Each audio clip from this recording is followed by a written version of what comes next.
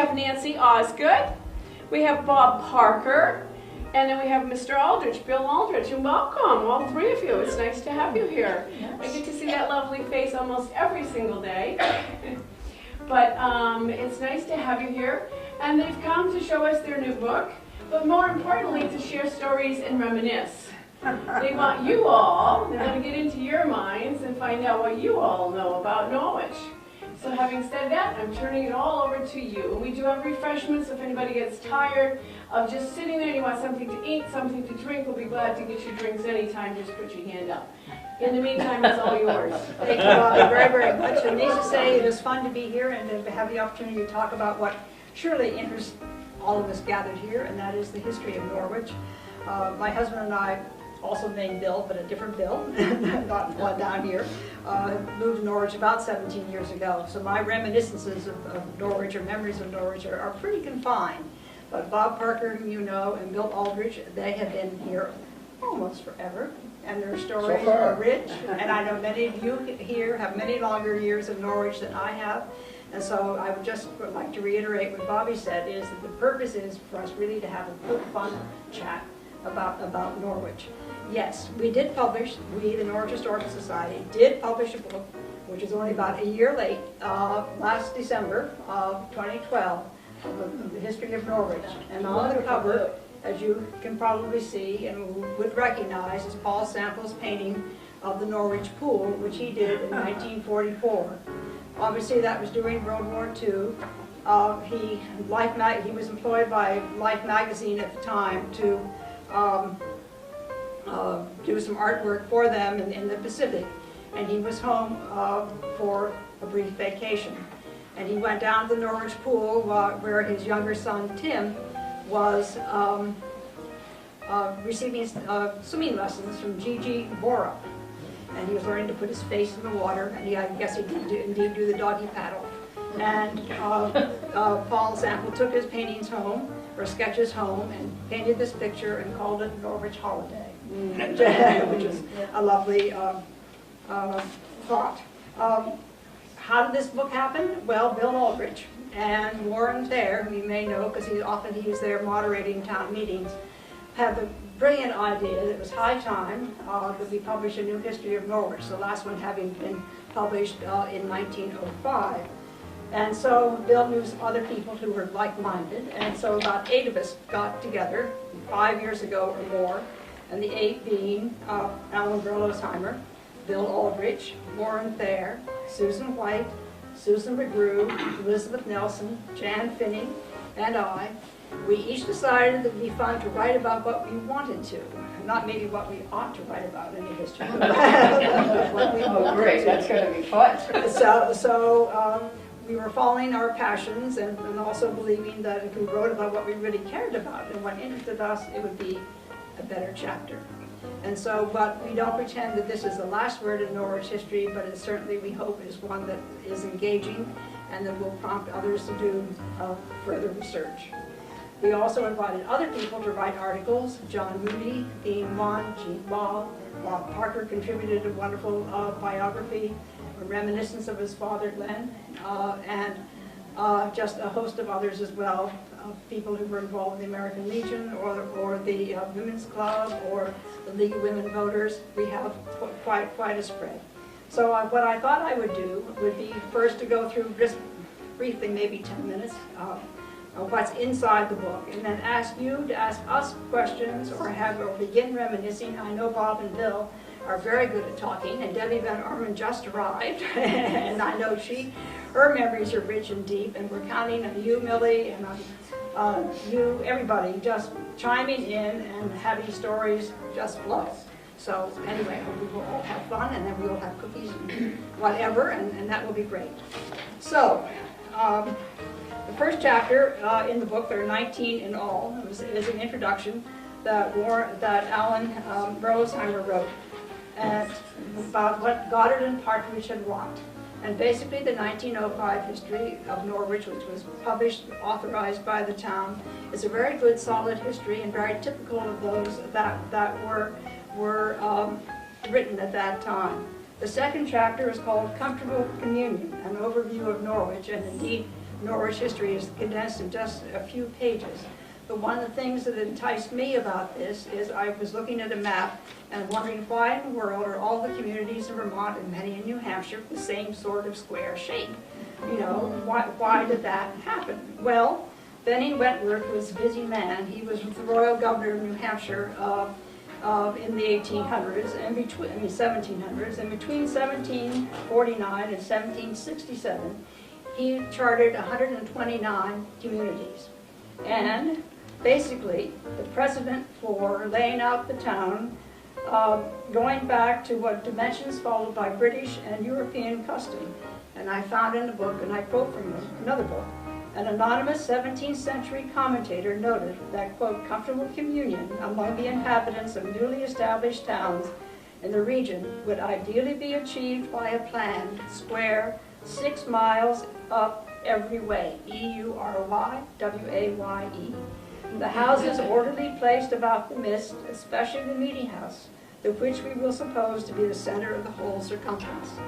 And you can, the first meeting house in Norwich was indeed perched, not quite in the center of the town, but up just about at the crest of Union Village Road and Maple Hill Road. It was on my property. On your property, on land donated by Peter Olcott, who very wisely also had a store along the road on the way to the meeting house, his own home on the way to the meeting house, and at the end of the road, on the Connecticut River, there was a ferry. So so everything was well placed.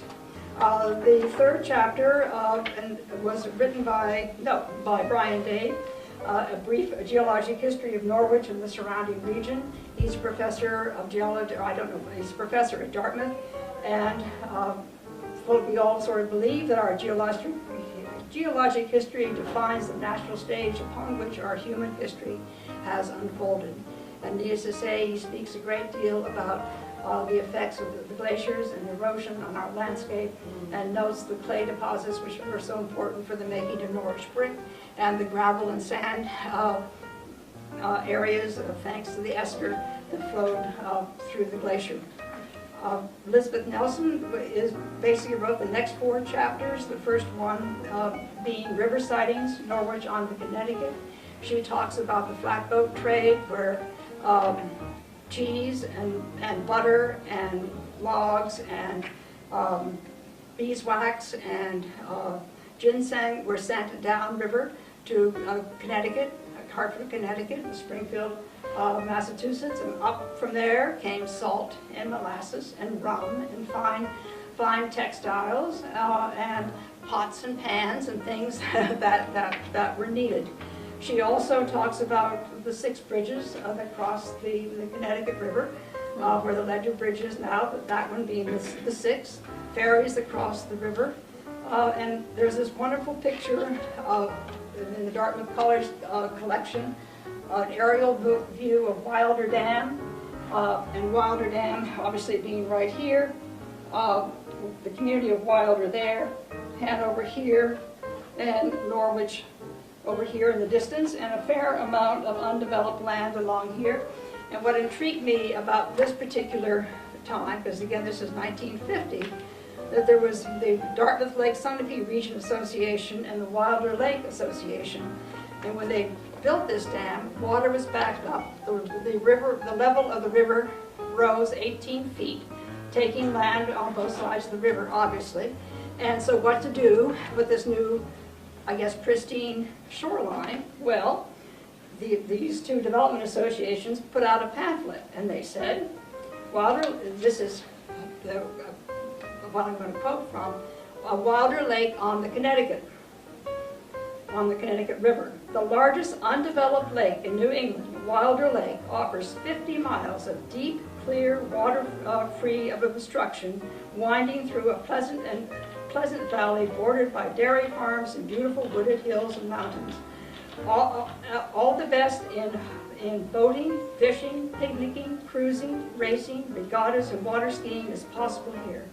In addition, there are over 100 miles of undeveloped shoreline available for year-round or summer homes, inns, boat liveries, boys and girls camps, sporting camps, and rough camping. Wilder Lake on the Connecticut River extends from Lebanon and Wilder to Haverhill and Newbury, and is only a few hours by car from your home. It is just being developed. Come up and enjoy the largest lake in New Hampshire. And that is true, because in 1767, King George III decreed that the western border of New Hampshire was the far side of the Connecticut River, because at that time both the province of New York and the province of New Hampshire were claiming part of the Vermont landscape. And so that is why, indeed, Wilder Lake, it was described as the largest lake in New Hampshire. Plan to vacation or to start a recreation business along the shores. You may put your boat in the lake or picnic on many spots. Some of the more popular places are Orford, Lyme, Bradford, Hanover, West Lebanon, Wilder, and Fairleigh. Opportunity for fun and profits is yours on the Wilder Lake in the Connecticut Valley. Her next chapter has to do with roads going through Norwich from Indian paths to interstates. She speaks, the concluding part being this incredible picture of Lewiston, as much of it was destroyed when the vote was taken to have exit 13 from I-91 right at the location where it is today. Her next chapter has to do with the railroad, all aboard, and the Norwich Hanover station. And I know you said that you had gone to Dartmouth, and I don't know whether you ever took the train up here, but the Connecticut and Passumpsic Railroad Station opened in Norwich, in Lewiston, in 1840. And there is a nice sort of quote here from Science magazine, because in 1908, Dartmouth was hosting a convention of some kind, and there was a notice in Science magazine for those who wanted to attend that it may be added for the benefit of members who would come by way of New York, and that is by train, that the White Mountain Express will probably be put on for the summer about that time. This train has heretofore left New York at 8:40 a.m. and is due at Hanover Station at 4:45 p.m. A through train from New York without change of car. The regular price is $5.85. The distance 265 miles. So that's how. At any rate, the train station closed for passenger traffic, as you know that there are still some trains running through there today. And then her last chapter in this series is about Lewiston with historic and contemporary views there. You can't talk about the history of Norwich without thinking about the American Literary, Scientific, and Military Academy. It became Norwich University in 1834. Jan Finney wrote a wonderful chapter about Alden Partridge and his academy and university. As you know, his favorite motto was a sound mind and a sound body, and much of his educational philosophy can be seen still carried on at Norwich University in Northfield. Maybe you've had the experience of people coming into Norwich and saying, well, where's the university? Well, the South Barracks burned in 1866, and it was then that Northfield, which was a more prosperous community at that time, offered them the opportunity to come to Northfield, and that's when they moved. So it was a long time ago. The next chapter was written by John Moody. People of Norwich, we've always been a multicultural community, and I love the way he phrases this. The history of Native Americans is a taproot of Norwich history. New England Yankees and small numbers of ethnic whites and African Americans have formed the trunk and branches of the town's family tree. And he does indeed recount that, the closeness of particularly the Brigham and Dutton families to the Native Americans, some of the early settlers, and then all of us who have come in at different times from different locations, whether it was from Ireland or England or Scotland or Canada, or the Native Americans coming, or different Native Americans and African Americans coming as well. So all of that is recounted in chapter 9. The next chapter is, I used to say 10, but let me find the beginning of it. Which Alan Bolensheimer wrote a diversified rural economy, farming and enterprise in Norwich, and he talks about the early settlers, the prevalence of sheep, even in the 1850s and 60s, still quite a number of sheep being found here. Then the turn to dairy farming, and then he also launches into the enterprise as far as the Patterson Chair Company, the Norwich Canning Company, which used to be down the Elm Street Bridge, Dan and Witz, or the Merrill Store first, and then Dan and Witz. Excerpts from Paul Metcalf's diaries. Paul Metcalf was a farmer here or his diaries date from the 1930s. The Norwich Inn history, just a huge number of things that he covers in this chapter here. And also your nice reminiscence of your father, Glenn Parker. And here he is with his yokes of oxen outside his house and his meat truck. And I hope that you will talk a little bit more about your father, Bob, when the time comes. Susan White wrote Norwich and the Religious Quest, talking first about the Congregational Church, and then Women and Temperance. We don't quite know the exact date when the Norwich chapter of the WCTU was founded, but we think in 1894. And their lasting legacy, which we often see right by the green, is their water fountain, which they dedicated in 1925. And there's a huge plaque there saying, "Water is life." The other bit of Norwich history that just really appeared a few years ago, although I think, Bill, you knew about it earlier, but the book wasn't given to us, was the records of the Norwich Female Abolition Society, which was founded in 1843, and we believe sort of dispensed about 1850. But they founded, quote, "to use all means sanctioned by law, humanity, and religion for the entire and unconditional abolition of slavery in this country, for the elevation of the character and condition of people of color, and their admission to equal rights and privileges with the whites." So there's quite a bit about their activity in Norwich, as well as the other denominations, the Methodist Church, the Baptist Church, the Catholic churches in town, the Norwich pageant, the Beaver Meadow Union Chapel, gay and ecclesiastical rights for gay Vermonters, the place of religion and civic life. May I ask you a question while you're on the subject? Where was the Baptist church? There were a couple. I didn't know there was a Baptist church here. One I know was started out in Beaver Meadow, and I'm going to have to go think about that while they're talking. I'll get back to you because I'm going to have to bone up on that because I'm not sure, but there was. I know that, and I think one certainly in Beaver Meadow, and then I believe it was dismantled, and where they met, parts of it taken to Sharon. Mm-hmm. And I didn't hear St. Barnabas mentioned. She does. She does, but you're right. It is, absolutely.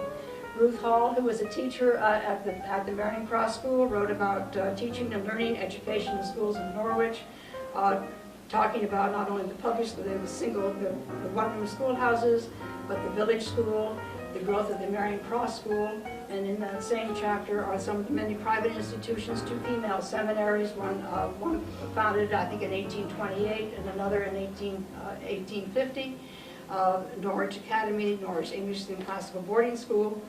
Anyway, a whole lot on the schools. And then chapter 13 for the common good, civic life in Norwich. Starts off with Old Home Week that began in 1901 with Henry Partridge, who was one of the authors of the first history of Norwich, being in charge. Then we talk about the Grange and the American Legion, War Mothers of New England, an organization founded after the Second World War, Norwich Lions Club, Norwich Fair. How could you have a history book without talking about the fair?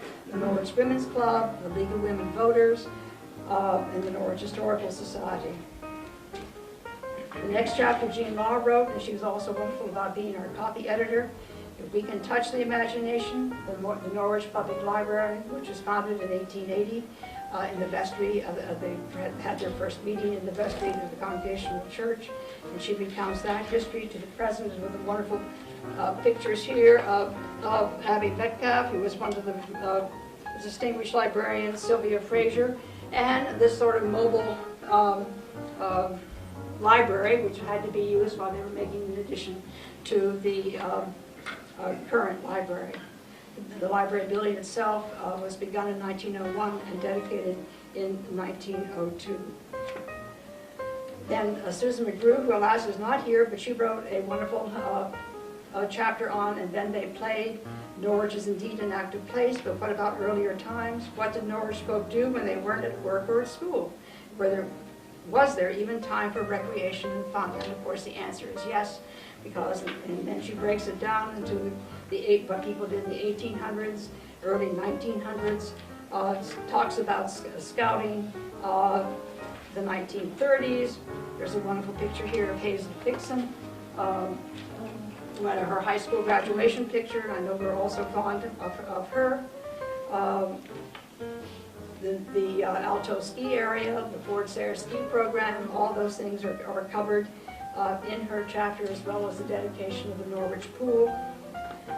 The next chapter is one I have a little bit to do with, Splashes of Color, a sampling of the arts, talking about the early cabinet makers in Norwich. It really was exciting for me to find that this chest of drawers by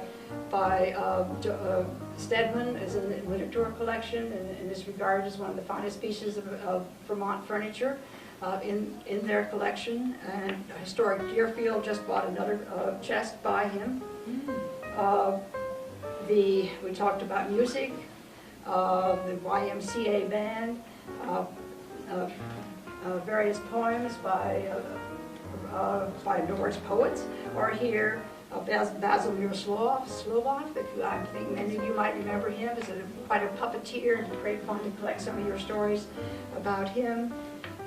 Neath Boyce was, and her husband rented what's now the Stetson House on Elm Street, and she wrote beautifully about Norwich and just during World War I, and then a little bit about the arts today.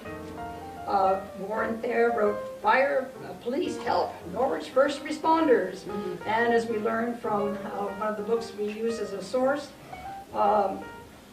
in 1940, the motto was, in case of fire, call Merrill, before that, in case of fire, call Merrill's store or Cook's garage. And then there's some wonderful reminiscences of Jack Frazier when he was captain of the fire company. Fire department. Bill Aldrich wrote chapter 18, Carved in Stone, a guide to Norwich cemeteries. All 11 of them, you'll find pictures, directions, and a little bit about Gershom Bartlett, who was a very well-known gravestone carver. His dates were 1723 to 1798. He lived in Norwich near Waterman Hill Cemetery, and you will find many gravestones there, as well as in Fairview, that he carved. He had a very distinctive way for depicting the face, and was often known as the Hook and Eye Man. And his stones are all up and down the Connecticut Valley, reaching down to Connecticut from which he came. And then the very last chapter is Norwich and the Wars, really quite a lengthy one, beginning with the Revolutionary War up to the present. So we all had passions about lots of things. So now we'd like to learn about your passions, what you might like to talk about. Now, before we go too far, now we have a long-time, old-time Norwich person out there. We do. Debbie Pierce Van Arman should be over here seated, I think. Oh, yeah. Come on, Deb, we'll put your chair right over here. I also have, Yeah, thank you. We have several ladies who want one, so. one of the authors, Susan McGrew, is supposed to be here with books and to talk to you also, but she's got it really bad. So she didn't want to bring it to you. We also need Here we to go. hear from Here we go, right here. Ray Davis. Norwich Hill. Here we go. Are you by any chance a retired school teacher? Am I? Do I look at You're very well spoken, for one thing, and I thought maybe you were. Well, that's true. But we have a painting of our house of somebody who clearly didn't like his school teacher. So, at any rate, hopefully I look friendly, and yes, I do. Yes, you do. All right, so, good, Debbie, I'm glad you joined us. So are there things that you would love to share? Otherwise, I'll launch into something. I know Edie has a story. Edie has a story. This is Edie Hazard, for anybody who does not know her. I'm not going to read my whole thing. I'll give it to some member of the society. because the house I raised my children in is not in your book. And it's an old house. This is not fussing at you. But it's an old house which was called the Hazen Place when we bought it. It's a farmhouse. And we raised our children there. We bought the house in 1955. And if any of you have bought an old house, you know the rest of a lot of the story. But anyway. I do. You do? Okay. When we began to take the wallpaper off in the living room, there were 5 other editions of the paper that had been in the living room, and I guess they were all kept on because it was warmer. But anyway, we took the barn down. It was a huge, magnificent barn, but we had 3 little children to raise, and it was a death trap. So we took that down. We were not going to be able to use it for the dairy, which we finally put up. And now there is a contemporary barn down there, which my husband used for 7 years when we had eventually 65 cows and 30 milkers. I'm not going to go into that any further, except that the house was left out, and so I'm going to give you directions. You go up the Turnpike Road, but you take the first right and go past the dump and up the crooked half mile, and it's the first big white house on kind of a little rise on the left. And that's the house that I think I can visualize it. Strickler house now. Strickler's, Dr. yeah. Strickler. Wondering how many dairy farms there were in Norwich when you and your husband were doing that. there were quite a few, and 5 went out of business the same year we did. Which was when? Was Or about? early 70s, no, it was the early 60s. So, it became a very different place after that, because my husband joined the Lions Club because one of the men who was helping him dig out the cellar for a heating system, his name was John Wilder. You probably all remember him. Well, I'm not going to go on too long, but I thought you might want to look into the book, so I've got this written. I think that's wonderful. I'm not going to read it to you. I'm glad you wrote it. Was there a big tree on your front lawn next to the road? Was there what? A big tree? Yes. I can remember back a few years before that during hunting season, if you Oh went my up God. there, you would find 4 or 5 hanging off in that one tree. Oh, I know. It was good deer hunting up in It's there. grown a lot. Well, one story I will tell you. When my husband worked out the field across the road, which you can see as you drive by, into a great hay field full of fertilizer and all of that. Well, of course, something delicious came up, and the deer found it. And there were almost 100 deers out there as the years went by, and the cars that were lined up in front of our house were, I'm sure, hunters saying, "Oh, I can't wait to get my hands on that rifle." But anyway, I'm not going to go any further. Hopefully you read it in the next book. Yes. We're laying the groundwork for the next history. I have a footnote to Edie's story. We were talking about these things this noon, and she mentioned the name that it was known as the Hazen Place, and my background is Thetford, and in Thetford, when I was a kid, there were the 2 Hazen sisters, and they were maiden ladies who taught school in New York City and then came back to Vermont and retired in a cottage just up the street from us. And that shows how things fit together. Well, the Hazen family was very prominent not only in Norwich but also in Hartford. Exactly.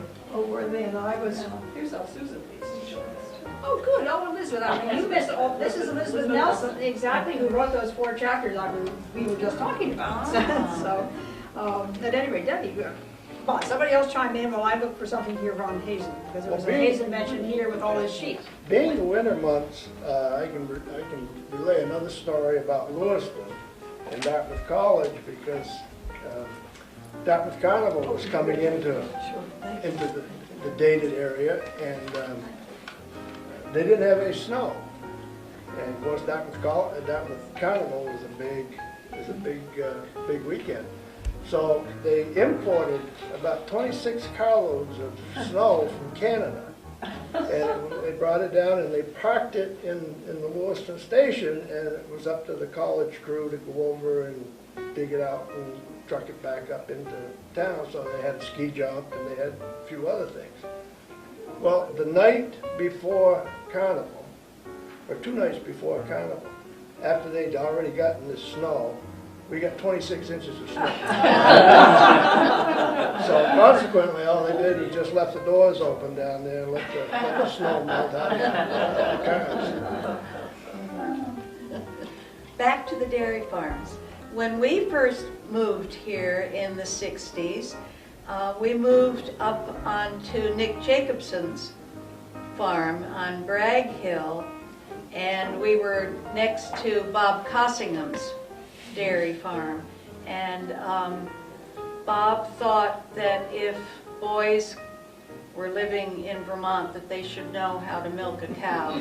So he taught all my boys to milk a cow, which I thought was very nice. And my eldest son was a professional milker after college, and we moved to Dutton Hill to the Metcalf farm in the later 60s. And several of my sons, I had 6 altogether, and several of them eventually bought the Metcalf farm, which was one of the original homestead farms in Norwich, as I think. And we were the first ones outside that original family to own that farm. And the Metcalfs were wonderful to us. Not everybody would have welcomed a family with all those noisy boys, but they did welcome us. And they still had sheep when we moved there. So as well as knowing how to milk cows, the boys also learned how to get baby lambs back into the field in the middle of the night when they got out and started bawling. And the boys had to do it because their father was an ophthalmologist who had to take care of his hands. So he couldn't possibly go out there and do that in the middle of the night, lest he damage his fingers. So the boys had to do it. And Paul Metcalf was the one who taught the boys how to help with the sheep as long as he had the flock still there. It was wonderful. And we learned a lot of Norwich history from Paul and Fred and Abby. And eventually, when one of my sons had a daughter, she was named for Abby Metcalf. And this pleased Abby Metcalf very much. Yeah. So we still have an Abby from the farm. Now, Bob Cossingham didn't have any influence on my family, but I lived on a farm all my youth, growing up, and never milked a cow. And it wasn't because of milking machines, because we didn't have a milking machine either. I lived on a beef farm instead. Well, Tom says we will never have a dairy cow on Dutton Hill. I'd like to go back to the Hazen farm just one moment. When you were looking, you look out your front door, you look across the street, and you look into the valley, and then you look into a nice hillside. Yep. And you go over that hillside and keep going a little bit, and that would have been my grandfather, Jesse Bradley's property on Bradley Hill. Yeah. Oh, really? Yes. Now, What did with he do the with boys- that? Oh, what were those 2 boys' names? I can't remember the name of never mind. Did he build a house or something like? Say it again? Did he build a house there? A farmhouse or anything? Well, you go up the hill, you're going up on that hill, but over on the other side would be Bradley Hill, and he would have pasture land up on that top of the hill, and probably got some wood up there during the winter months. And So he used it. he used that, and I don't remember a whole lot about that farm because that's a little bit before my time, but I do remember going up there and having a view and loving to go to the bathroom. Because the bathroom was really and truly on the way to the barn, and you know what I'm referring to. No flushing, of course. Sears and Roebuck magazines. What you want, life? That's how you got educated. Yes. All those magazines. Yes. And what is your name? Robert Parker. Robert Parker. I'll mull about that a minute. Don't wait for it. If we go back to the Hazen farm, the Roy Hazen farm, Roy's wife was Mag Hazen, and Mag Hazen was, you have to kind of, she was a Thorburn. She was? Yes, and her mother, her stepsister was Dan Fraser's mother. Oh my word. So in those days, the families came and they stayed for generations. Whereas now we have a very transient and large turnover of folks, but generations, because the Thorburn family all came from Scotland about I was going to say, well, how did the Scots get in there? Because I know. Well, they had sheep, Uh-huh. yeah, and they wanted to establish these. Part of that agricultural. Yeah. And they were still very, they had a lot of contact with Scotland. When I went to Scotland with Nancy Dean 2 or 3 times, and we had very good instructions, and we went to the home of where the Frasers came from. Oh, really? And we knocked on the door, what would have been perfectly normal in the United States, and this little old lady came to the door and looked at me down here, and I told her who we were and how we just happened to come by just to say hello. And she didn't say a word, she just shut the door. And I thought, what have I done, you know, and so forth. So she comes back again in about 10 minutes. She said, we're just finishing our lunch. She said, or dinner, we'd like to have you come in and have a cup of tea. Well, as it turned out, they were all Dan Fraser's relatives. He had given us the address. So the Thorburns were here first. Uh-huh. And the really? Fraser family knew that the Thorburn family was here. And so they sent young John over and to meet the Thorburns, and he married one of the Thorburn daughters. Oh, So Thorburn and Fraser are one. Well, Andy Thorburn drove the school bus. Yes, that's the same. With all my children. Yep. Yeah. And he was a character. Oh my goodness, All characters. now that's one thing. I don't know how Norwich is right now, but there were characters. Absolutely. John Wilder, Jack Fraser, Dan and Whit. My Lord. And one of them invited my husband to join the Lions Club, and that was the entire town. That was medical people, farmers, plumbers, you name it. They were at the Lions Club. And they put on minstrel shows for years. Was that in your book? Yeah, it is in the book. Okay, okay.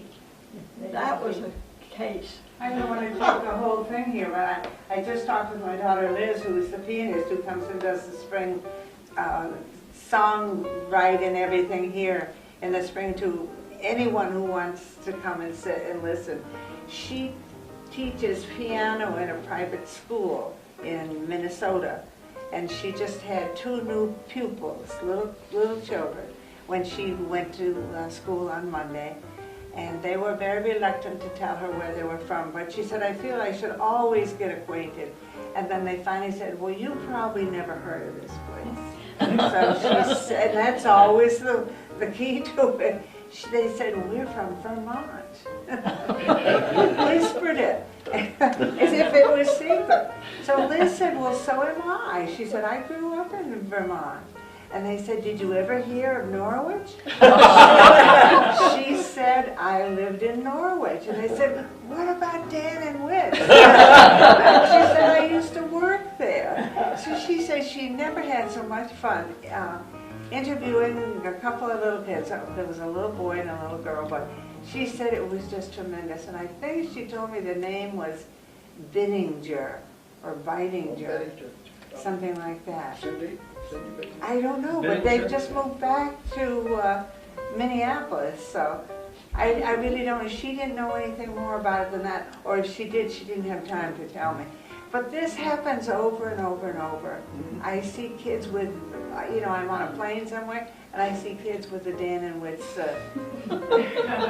half of a suit on. I met up with somebody that I'd seen, that I knew from Norwich, and they went to school out in Colorado, and the kid that sat down next to him in the first, whatever the class was, the first day had a Dan and Witt's sweatshirt on. Sure. Well, Dan should up his price. You know, in some ways, Dan and Witt's is a social service agency. I think they hired every single one of my kids and most of my grandchildren at one time or another. Yeah, they're wonderful with all the kids in town, I think.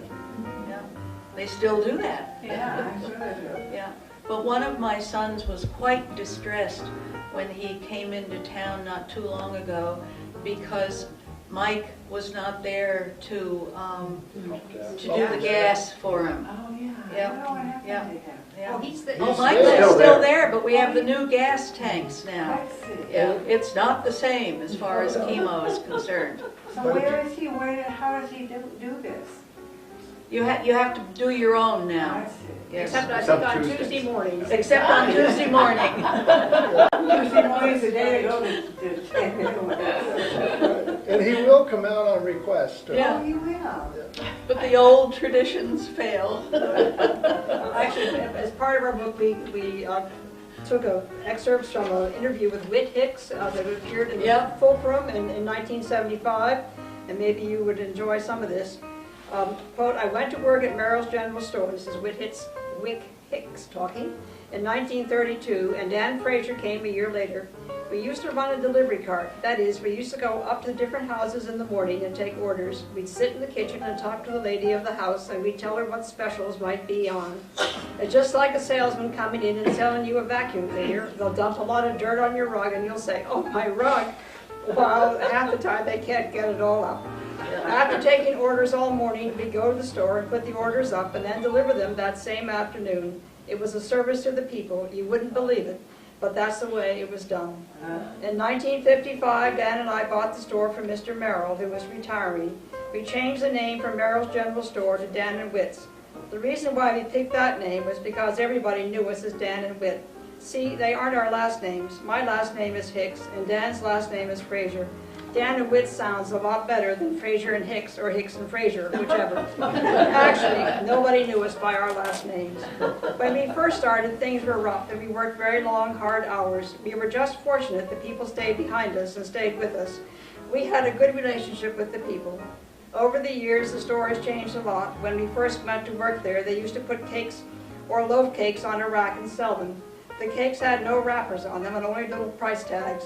In the summertime, people would come in and shoo the flies off. When the first loaf of sliced bread came out, all the people said, we don't like it. No, I don't want it sliced. I want the whole loaf. You wouldn't believe it. It was about a period of a year or a year and a half before people would accept the sliced bread. Oh my God. Of course, when it was sliced, it had to be wrapped to hold the slices together. People thought it would get stale too quick if it were sliced. We're a self-service store today. The old-fashioned method was when people would come up to the corner with a list and read off the things they wanted. As they read off each item, we'd have to go and get it. Like, for instance, the lady would come in and say, I'd like a box of Maltex and a box of Cheerios.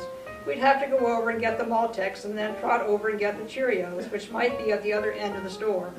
Then we'd come back with the Cheerios and she'd say, I guess I better have a box of oatmeal too. Eventually the small store started turning to self-service.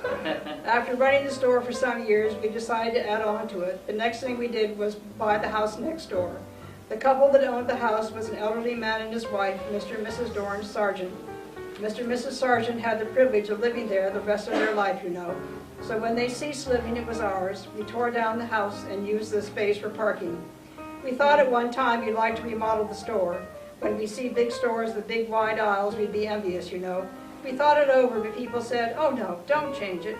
That's the atmosphere of our store. You can see big supermarkets anywhere. You can't find this type of store anywhere.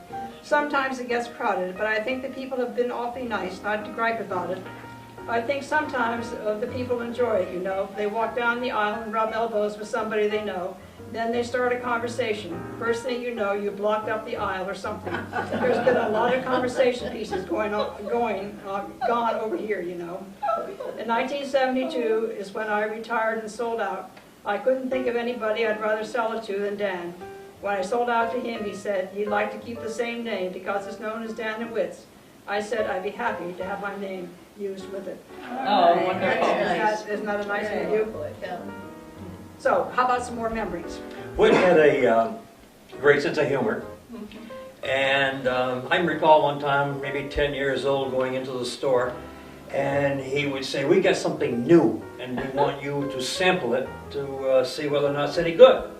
So, I, being naive, I went and did what Whit told me to do, and it was in a big glass jug. Now, I'm not sure whether it would be 1 gallon or whether it would be 5 gallons. But anyway, a nice big jug. He took off the top, and he said, what you got to do now is get a nice good whiff of this to see whether or not you think you want a taste of it. And so I, like a fool, I put my head down, and I took a nice big whiff of what he wanted me to take, and then I started crying. Oh. You know what that was? Horseradish. You devil whip. Lucky you were standing. Yeah. Oh dear. No beef to go with it, huh? No. What about some of the parades? Did some of you or your children participate in the parades in Norwich, or the fair, or the Grange? Oh, yes. Oh, I participated in the parades. Yeah, because I belonged to what used to be the Norwich Hanover Band. Yeah, we used to practice on the bandstand. Yeah, we've done that for years. I think I've belonged to that band for, well, ever since the late 60s. Yeah, we're still playing. That's great. Yeah, we're now the Upper Valley Community Band. Seem to be you have a concert in Tonight? Tonight. Yes. Yeah, we're a little larger now. We would never be able to fit on even the old bandstand. And the new one is very pretty, but because they have all those nice little benches inside, we'd be lucky to get our percussion section on the bandstand. It's much too small for a band like ours. Yeah, but it's pretty. It is pretty. Yep. It is pretty. Yep. I remember riding in the parade one time, and oh gosh, I can't think of his name, but a farmer had a large wooden trailer, you know, it was just homemade. And he put us, we got dressed up it was the 200th anniversary of Norwich.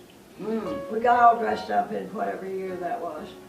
And I was sitting in a rocking chair on the back of this wooden platform, and it was horse-drawn. And I'll tell you, every time the horses started up, Oh, yes. but I'm alive, here I am today. Yeah. It was fun. Yeah. Oh, I love that parade. And I love Norwich. Norwich is a wonderful town. Remember all the oxen that used to Oh, parade? yes. Oh, yes. Yeah. We always used to try and have the band before the oxen. Yes, I wonder why. The last oxen came down at about 5 o'clock in the afternoon, didn't it? The what now? The last pair of oxen. Oh, yeah. So many of them. yeah. It was my job to write to all the farmers around Vermont, New Hampshire, and invite them to bring their animals.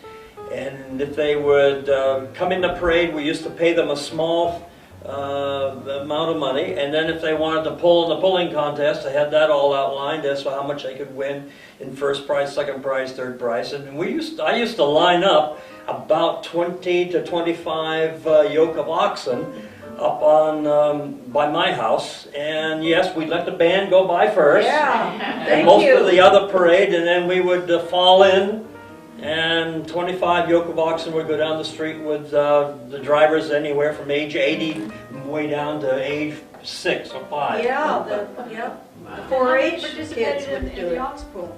Or was there an ox pull? And then we'd have an ox pull later on in the day. Had that all arranged, and had Leonard Cook help us out by pulling the stones back. The farmers, of course, will hitch on and pull the stone boat out.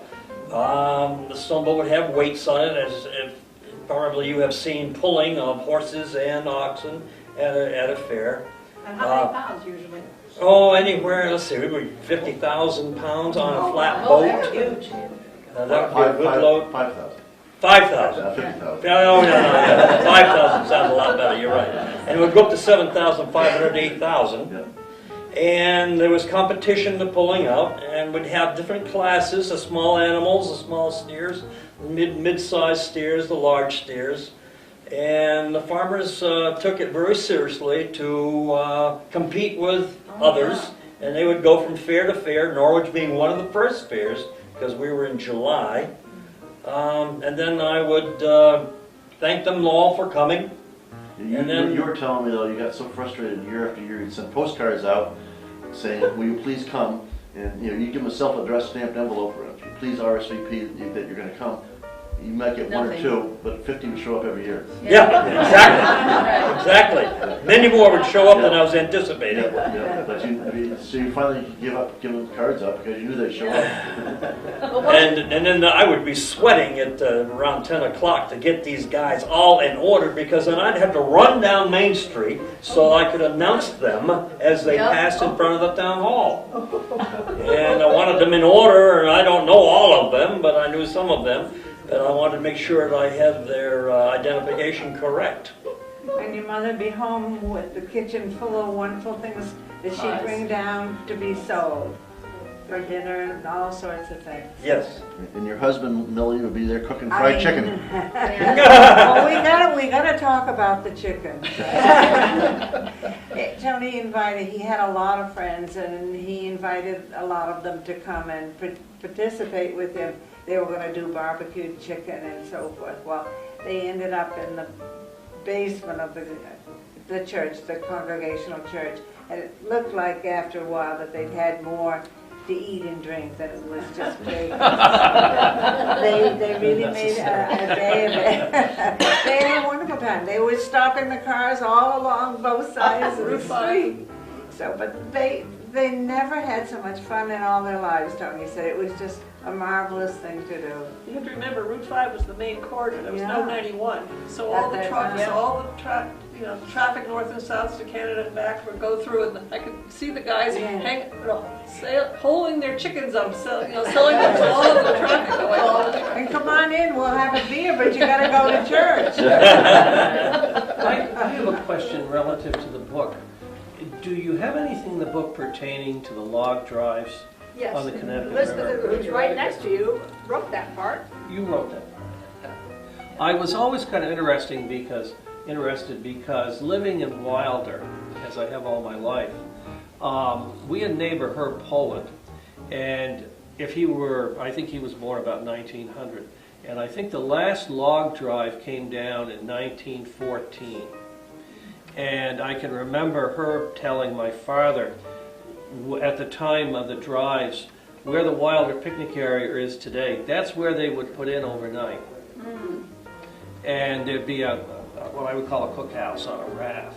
Well, there'd be plenty of room. And there'd actually be horses on rafts. Calmer Abbott, years ago, he lent me 2 fabulous pictures. I was surprised he trusted me with it, because I was a total stranger, but he did. And I returned them immediately, by the way. And anyway, one shows the log drive from the bridge. There was a vehicle bridge that crossed the Connecticut that Mr. Wilder left money for. And where was it stationed? in Wilder. Yeah. right in Wilder. Oh, you're talking about the bridge Yeah, itself. the bridge. Are you familiar with where the picnic area is? Yes, I am. Well, if you were going to the Wilder picnic area, unless you were looking for it, it was right on the right as you're going to the picnic area, and you'd come out on the New Hampshire side, what they call East Wilder. Right. In fact, the old Wilder Mansion is right at the bottom of where that would have come out on the New Hampshire side.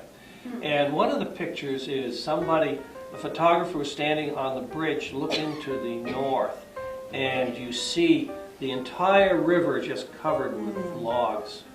And I remember Red Baumhauer told me that at the time of the Wilder Dam coming in, that brought up the river 9 feet in the area where that abutment is.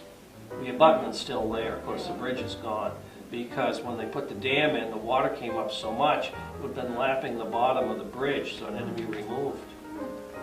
But another thing that I was thinking of is how the politics has changed, like in Vermont. Historically in Vermont, conservative Republican state. Today it's considered, Vermont's considered one of the most liberal in the country. And Norwich is a good example of that.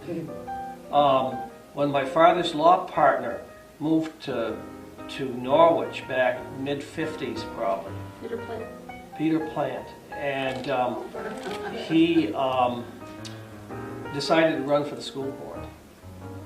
And our next door neighbors at the lake were the Nicholson sisters. Oh. Esther, Ruth, and Phyllis. their youngest sister, Phyllis. And they lived next door to us. And I remember Esther saying she was a sweet lady. And anyway, she said that when Peter first ran for the school board, there were some people shaking their heads. They said, "Oh my God, he's a Democrat." So it gives you an idea how it's changed. I saw one where they were showed 2 men in the store after the election had been taken and it had started, and they're counting up the ballots. And there's 3 or 4 old men, and their voices are so particularly old Vermont. And they're counting them and looking at them, and they said, "That son of a bitch voted Democrat." and then they kept on going, and they said, "The son of a bitch voted twice." So they didn't care who knew their feelings. Here's one other cute little story. Relative, my grandmother Black was born in 1881. She had a great sense of humor, and she loved people. And she particularly liked Peter. And he and his wife, as you may remember, have 11 children. 11 children. And there's 7 girls, 4 boys. And after their 11th child was born, my grandmother said, "Peter, how many more children do you plan to have?" And he said, "As many more as the good Lord wills." And she looked up and she said, "You must have something to say about it."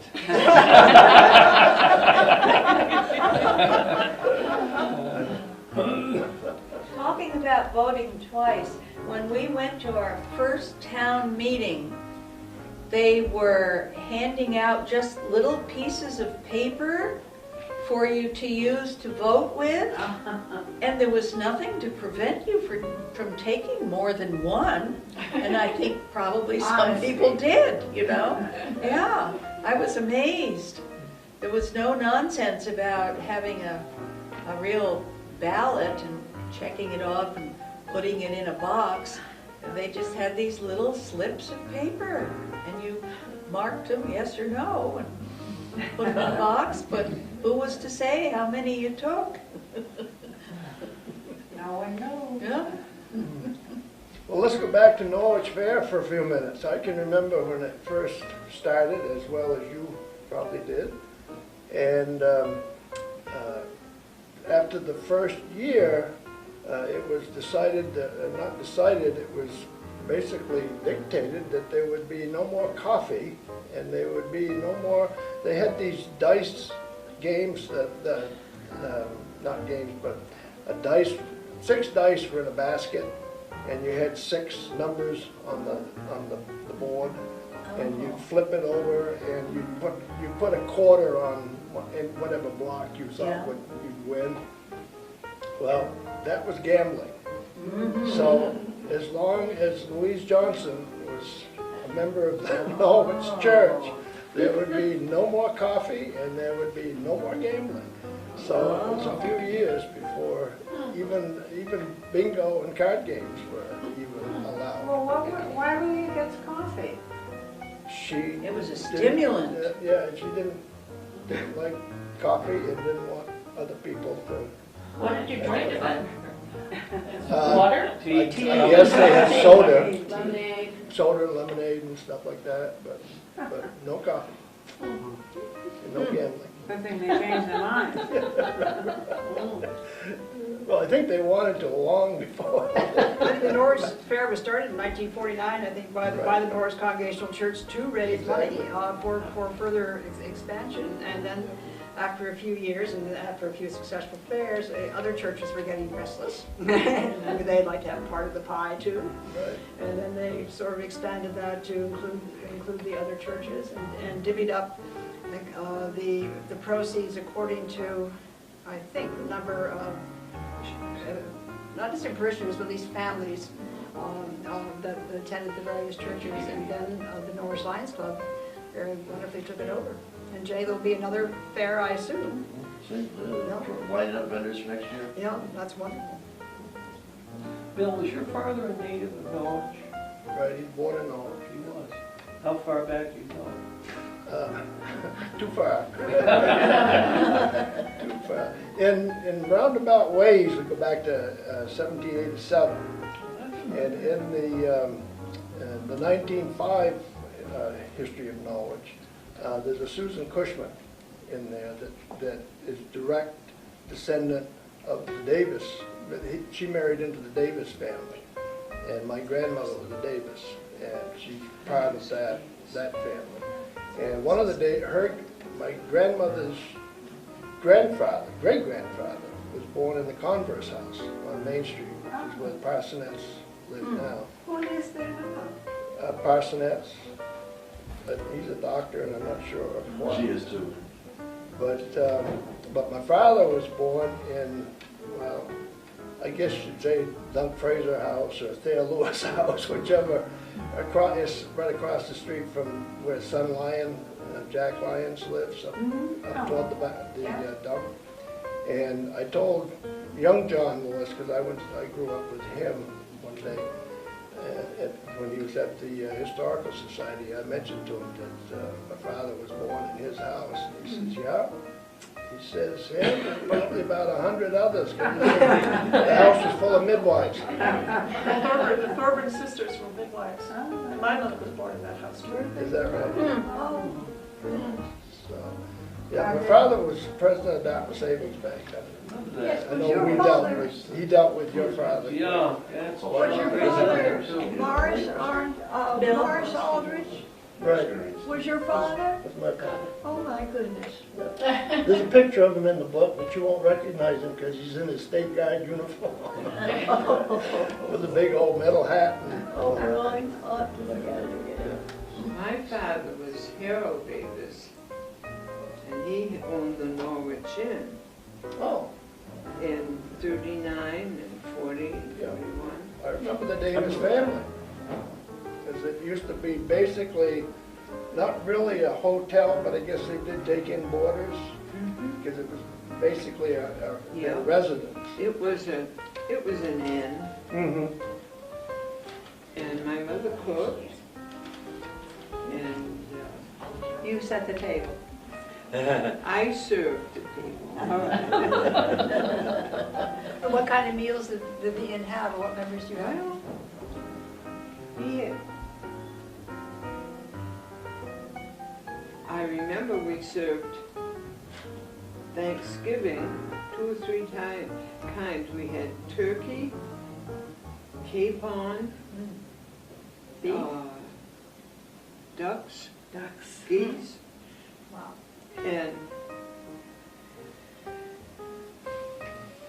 we had so many people come in. The there was nothing left For the people who work there. us kids, who were four of us kids. Oh, So, Mother cooked us hamburgers. Thanksgiving. And were most of the people right here from the community, or did people drive? Well, it was mainly the community people, I think. These are good memories. Are there others that people would like to share, Debbie? I mean, I think about. Well, I was thinking about the minstrel show again, and Whit was always the special feature. Don't you remember? Everybody Yes. just wait for Definitely. what's he going to do this year? Well, Definitely. he had a partner. His wife Grace was a great seamstress, and she would always make these wonderful costumes for him. And the one I remember vividly. It was the early '60s or late '50s when Itsy Bitsy Teeny Weeny Yellow Polka Dot Bikini. And up the, remember that? Up the aisle comes Whit, and he's got a black leotard on, body leotard, and this bikini that you would just, had little ruffles on it, and a little hat that matched the ruffled little. Oh, it was just too funny. And of course, he's strutting his stuff all the way up. Oh, it was every year that we'd wait for what's he going to do this year. And the other one was Andy Thorburn, who always did a soliloquy, but it was always a humorous one. And he'd stand up there and he'd ad-lib a lot. Never knew what he was going to say. But those were the two stand-ups, I think, and I remember it. I don't know what you all remember, but they were certainly great fun. As kids, we just couldn't wait to get to that minstrel show and see what was going to happen this year. We never knew. I have a question about the flatboats. I can understand how they went downstream, but what propelled them upstream? I'm not sure. They may have done a lot of paddling. I really don't know. But that is a thought, because at the intersection of the White River and the Connecticut, the embankment, which I would say would be naturally on the Vermont side, not where the little park is, but where there's some buildings. Apparently, at one point, there was a very thriving trading center there, and it was established, I think, by I want to say one of the Hazens, but I'm not. Somehow that doesn't seem quite right. Point that was named for, I can't remember whether it's Elias Lyman. Yes, Lyman. That's the name. And I think it was he who was so That's prosperous. correct. And he had an absolutely beautiful neoclassical house that's pictured in one of the Hartford histories. Yeah. One of the Hartford histories. It was raised. It was really quite Square. Right near. Yeah, right near the what's now The old high school. Yes, exactly. Everybody here knows Fred Ladd, knew Fred Ladd, and he was a Hutchinson, and his family descended by the Ledger Bridge, one of the first families, but he'd never had any children, so the whole legacy of the descendants have stopped. But Fred used to talk about how the Hutchinson genealogy, and he was talking about a log drive that was down by J.C. Penney's, down. And he talked West Lab, but he says it was a beanhole supper, which is quite a common thing for the cooks to do.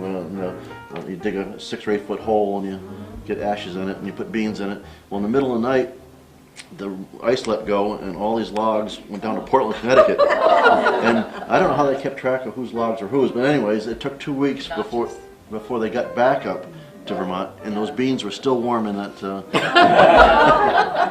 I think Still edible. Elizabeth, maybe you could correct me, but it seemed to me to think about the flatboats, that there was a sail on them. That's a thought, yes. So they could tack their way. But it was a very slow process. It was basically plant and walk. Kind of plant and walk up. And it was a very, very slow process. Wow. And they were very hardy men. So they were poling them. They were basically planting and then walking. They had these big poles made of white ash. So, and when you think there's that much, the water level was that much lower. Yeah. They could actually plant. The other thing's kind of interesting, although it really doesn't pertain to Norwich, but it does Hartford, and that is along the Connecticut River, prior to the dam, there were actually 3 waterfalls. The major one to the south would be the Wilder Dam. The next one to the north would be where the vehicle bridge crossed into New Hampshire. And then let me back up. The second one actually is where the boat launch is today. That's right. And then the one to the north would be right where the vehicle bridge used to be. But it's hard to think of them being waterfalls. Well, again, along there. Elizabeth, or maybe you want to take over, Elizabeth, talks about locking the Connecticut. The locks. The locks. Yeah. And it was Peter Alkin's son, Mills, who was such an entrepreneur and who initially lost money, I think, on the venture and then recouped. And the locks, weren't they on the New Hampshire side?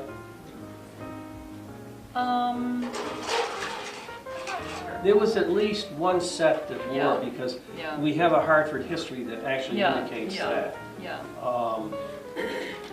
I was trying to think. One thing that you didn't mention was the original name for what became Wilder was called White River Falls. First reference to a geographical location. Then it was named for Peter Alcott, Vermont. And then subsequently for Mr. Charles Wilder.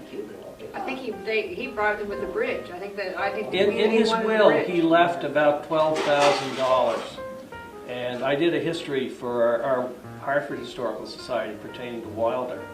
And when you look at the history of Charles T. Wilder, of course, Wilder, Vermont was only one of his enterprises, the Wilder Paper Company, because his major business was in Massachusetts, I think on the outskirts of Boston somewhere. But one thing that I found was particularly interesting was the gifting he did. In the case of Wilder, Vermont, he gifted the Wilder Club and Library, he gifted the bridge, and there were several other things. But he also he gave money to Dartmouth College to build the physics building. And it's called Wilder Hall. When would that have been built? Wilder Hall, at some point after his death, and I think he died in 1890 something. The early 1900s. Yes, I think it'd be pretty accurate. East corner. Oh, we've really covered the Upper Valley, haven't we? Well, it's been I wonderful. have another question. Yes. Is there anything in the book about the formation of the Dresden School District? Because that happened after we came, and I remember the huge furor about that. Because as it passed up to the state legislatures, then to Congress, then back to the state legislatures and was okayed. And when it came back to Norwich, we turned it down by something like, 11 or 13 votes. And then there was We had to start all over again. That was wonderful. Democracy at its very That's best. the first interstate school Yes, district in the indeed. United States. Yes, And one of the last bills that Kennedy signed before he was assassinated. that's right. Is that in there It is somewhere? in there, but I don't know how much of the controversy is. So do you remember what some of the controversy was? Oh, I Well, do. there were some who thought we should not be spending that much money when we could always be outvoted by Hanover, which is still true, but we've never really had any great controversies.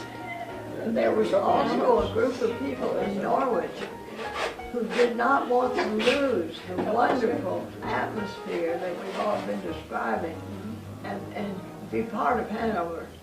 Yeah, And it was really quite a fight oh yes. here.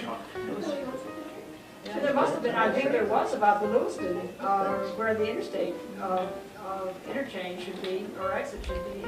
Oh, yes, and then when the bridge was built, whether there should be a sidewalk, because that was expensive, and if the kids couldn't get across that safely, they probably weren't smart enough to be educated anyway. I can remember that coming up in one of the town meetings.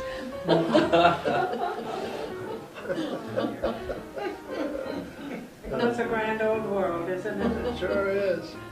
Yeah.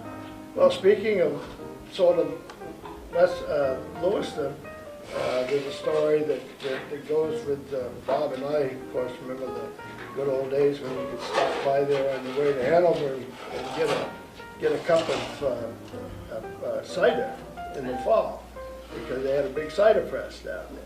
And Sergeant used to sell the cider. These people would bring in their apples, he'd crush the apples, get the cider, and people would come and buy the cider from him. And some would even order barrels of cider. So sergeants would fill up, well, at this one particular time, he had 3 wooden barrels of cider that he had stored out in the back at the area where the apple press was. And the authorities came one day, and we're going to give him a citation for selling hard cider. And he said, I'm not selling hard cider. And he said, well, we understand that people have been getting some hard cider from Sergeant Mill. And they said that you've got barrels of it. And he says, well, I've got barrels of cider, but he said the people bought this 3 to 4 months ago, and they haven't come to pick it up.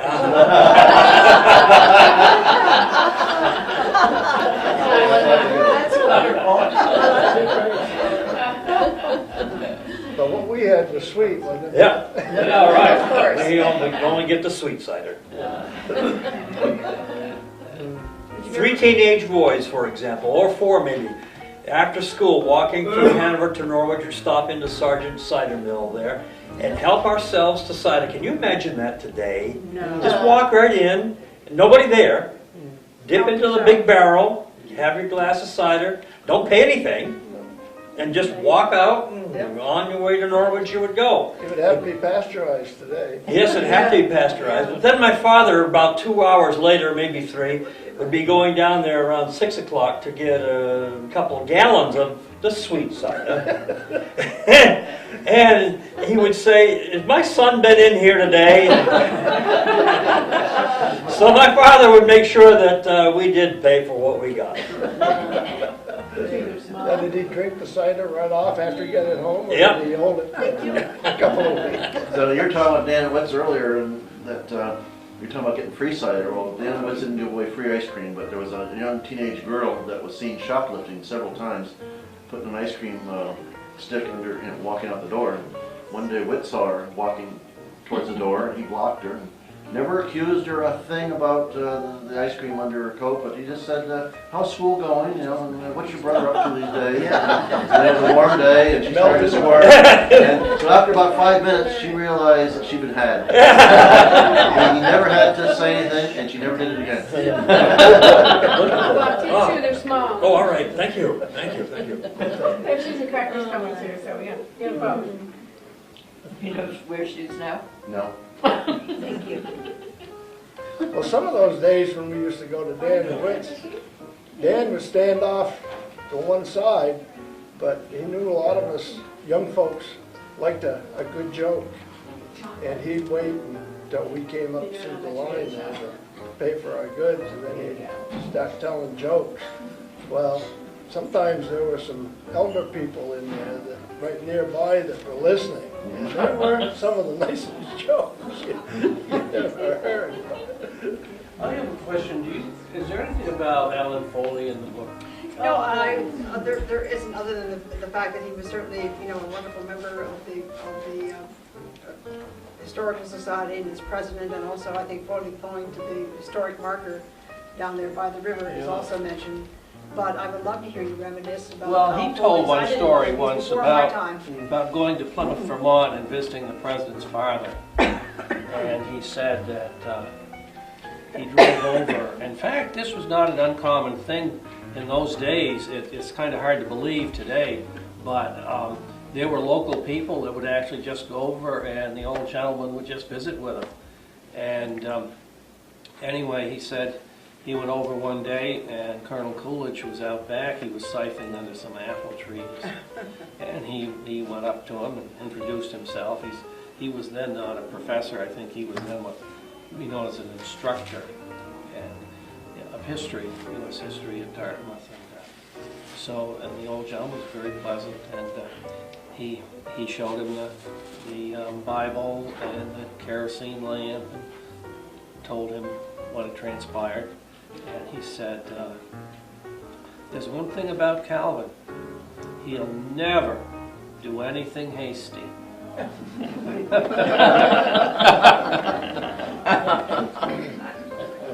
Well, Al Foley was the head selectmanist, I remember it when we were here. And he made town meetings liven up like nobody's business. Was he moderator? He was moderator. Well, moderator, Yeah. I Yeah. never remember Yeah. things like that. Yeah. But, Alan Foley. He was funny. oh, Did he Peter was Plant funny. succeed him? Peter Plant, Yeah. I don't know who succeeded him, because I think he we did. left before he was. When he was older, my son Peter drove for him. Oh. And yeah, so he had a wealth of jokes that Peter inherited, yeah. Which he Yeah, still Al Foley tells. did not like driving in the evening. Yeah. And he'd get invited, you know, at commencement time, various high schools, Peacham, Vermont, I remember. And I also, he'd come to my house. What are you doing this evening? Or what are you doing Yeah. later Can you today? drive it Oh, nothing too? special. Can you drive for me to Yeah. Peacham or somewhere? And so I also had an opportunity to drive for Al. Yeah. Well, Al Foley He put back in, on, he made a nice record, Al did, and we've got it. It just I have it occurred to too. me. But I don't know where it is. It must be still stuck away, put away. I took it down to the Norwich Rummage Sale, remember? I went up and cleaned out your... No, I don't.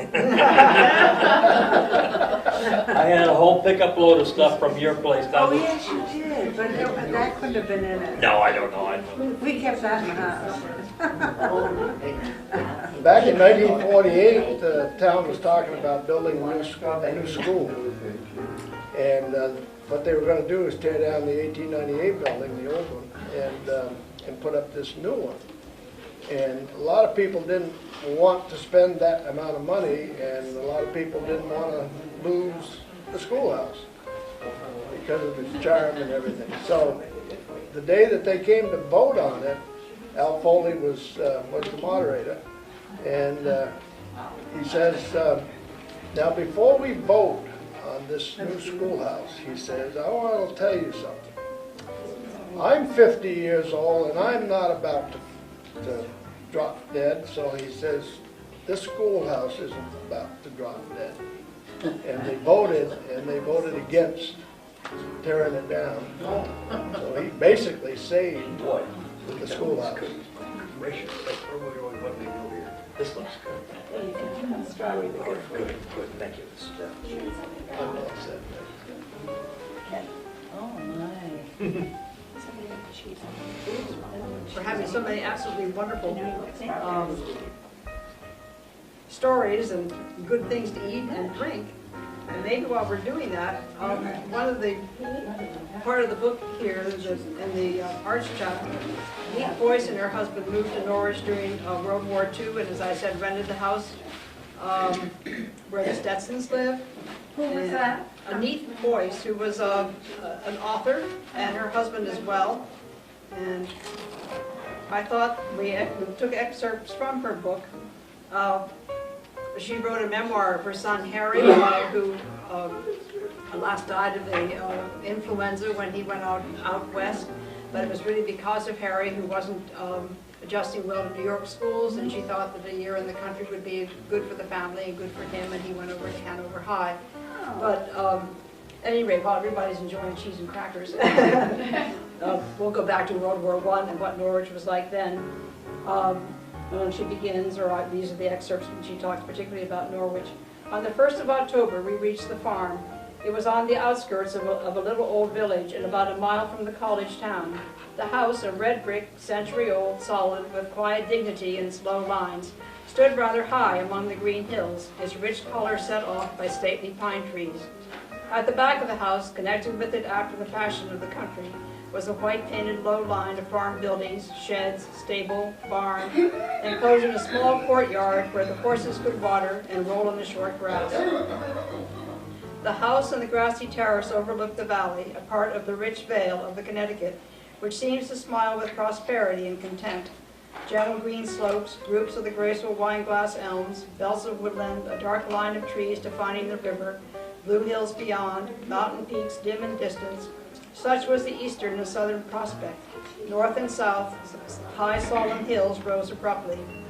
We began to make acquaintance with the village, which was Norwich, and the town, Hanover. The town was modern, the village antique.